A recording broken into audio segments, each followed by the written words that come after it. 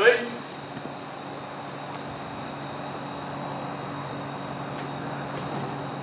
Over here, Beelzebub.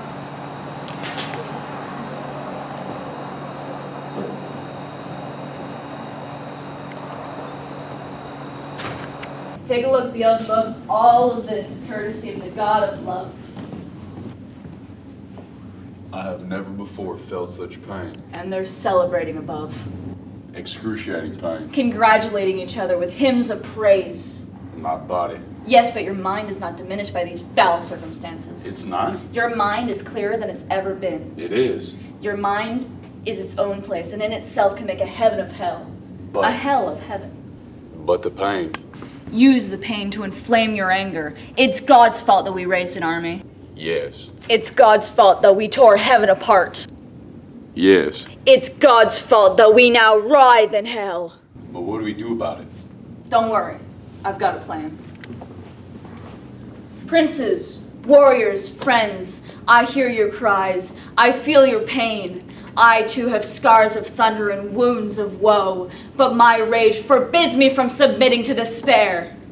Abort yourselves from this burning lake. Rise with me and fly to shore. Gouge a wound in this earth. Dig like we dug in heaven when we armed ourselves with rage.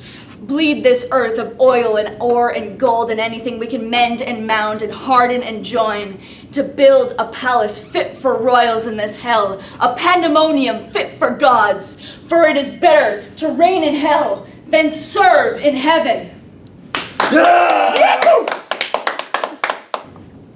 In heaven, one voice reigns supreme, one being determined all, and that being made the rest of us servants to him and his chosen son.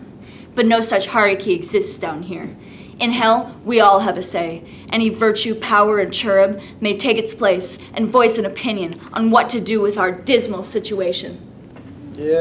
Yes! Yes!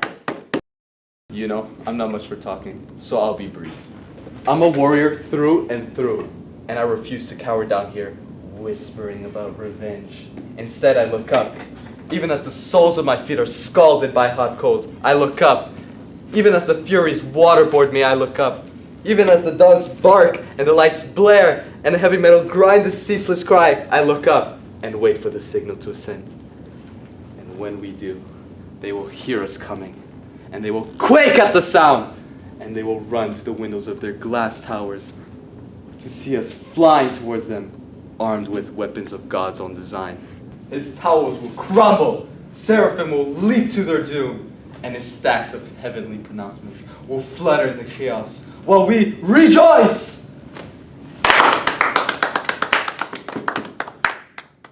Beautiful dream, Moloch. This is no dream. It's impossible to escape. That's what they want us to think.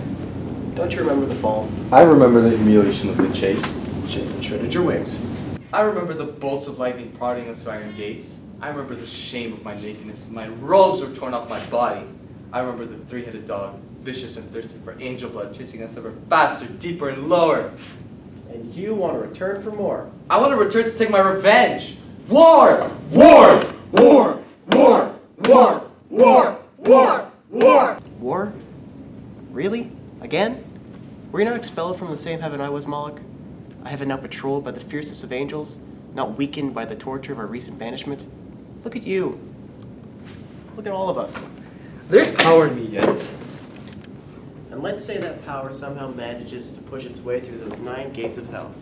Let's say we push past the Gulf of Chaos and end up at Heaven's door. Then what? We get prodded down here back to this elemental pit before God even knows we're there. I'd rather die than suffer here. You really think we can make God angry enough to destroy those he saved to punish? We can't suffer more than we already are. Of course we can! In fact, we've already been relieved of suffering. Moments ago, we were writhing in pain on a burning lake. Now we're sitting here talking, consorting. You really think that the Almighty can't do worse than this? Could it really be worse than this? The fires could build up 7 times their height.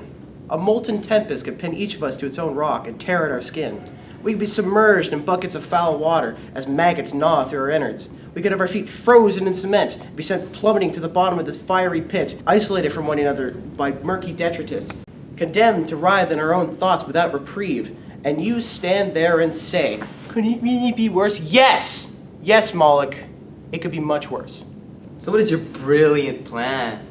I say we take what we've been given, as insufferable as it is, and deal with it. This is, after all, what we deserve.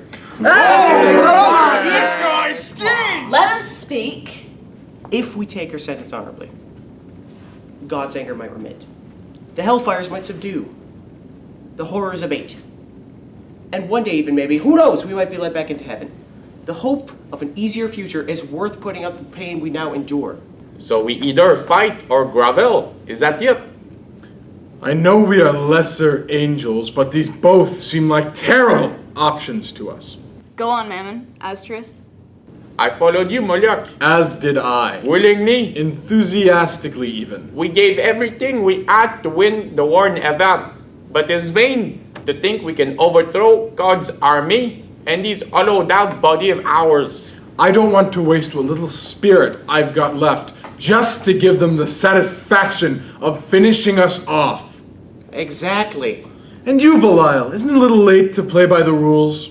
I was merely suggesting. Even if God did Eventually, accept us back into heaven, you best believe he'd have us on our knees. embracing his democracy, His pretense of equality. equality, which would no doubt see us polishing the heavenly floors, Or scrubbing the royal toilets. all the while singing hymns of praise to the Messiah, With our warbled, smoke-stained throats.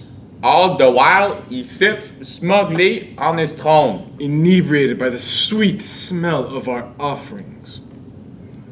I'm sorry, but we will not spend eternity worshiping someone we hate. Instead, why don't we look to ourselves? Live for ourselves. Depend on ourselves. I would rather live free in the darkest hell than chained in servitude in the brightest heaven. You mean cower in darkness? Why not prosper in darkness? We were taught to favor luminescence over darkness, Ethereal weight over heaviness. God's might over our own. But if we can shift our way of thinking, we can make a heaven of this hell. Look, we were fused together during the fall. Exactly. And instead of mourning the loss of our individual freedom, Our independent movement, our basic angelic dignity, we are working together to turn this apparent weakness into an obvious strength. Look at what we've built in a few short hours by digging through this desert soil, revealing its buried treasure. Surely heaven doesn't have as great of a supply of natural resources. Our torments might become our elements. Yes. Like this fire, for example. What are you doing? Presently it scalds our... Ouch! It scalds our hand. But over time, it may begin to feel soft to the touch. I see. So this Ow! Ay! might end up feeling like a gentle caress. We might adapt, is what we're saying, to our surroundings. And build a home down here. Beelzebub, Yes. you had an idea? Right. Yes, I do. This place was intended to be a dungeon, not a safe retreat. And make no mistake, we are still under heaven's jurisdictions. And we will be made to live in strictest bondage. So why are we sitting here dreaming of war and peace? War is what got us here. And peace is impossible for slaves. The only peace we can get is through plot and revenge. Interesting. What sort of revenge? I haven't worked out all the details. Go on, Beelzebub. No idea is a bad idea. I've heard rumors of a world. A newly created world? A newly created world with a newly created creature. And are these creatures like us? Like us, not as powerful or beautiful. Delicate. That's right. And they are loved by God? So I've heard. Interesting. I say we find out as much as we can about these creatures. Their world may not be as protected as heaven. We could destroy it or conquer it and rule over its puny inhabitants. Or perhaps we could seduce them to our side, and in doing so, wound God, who may then be compelled to destroy them himself. Right. And when he hurls his new creatures into hell with us, they too will curse God, and he will feel Loss. Loss. And the misery of betrayal, to me, that is better than going to war or trying to hatch vain empires. Yeah! Now, the only question is who to send in search of this new world. Who is clever enough to find a way out of this infinite abyss? Who has the craft to sneak past the hordes of angelic sentries? And who has the strength to bear the weight of our last remaining hope? Silence. I understand. Believe me, I understand. You remember the excruciating pain of the fall. You remember the ruthless glare of the Messiah. You know how arduous it will be to transcend the 9 concentric domes of this prison, to pass unseen through its inflamed gates, to navigate the abortive gulf that lies beyond and find this new world. Well, know this. No punishment is too fierce, no promise of pain is too assured, no threat of eternal condemnation is too strong to deter me from repaying the Almighty for the pain, the misery, the shame He has mercilessly shown us. I will find these creatures. I will make them suffer, and I promise you, they will curse their Creator with the force of the hellfire that now scalds and burns and scars us to the soul.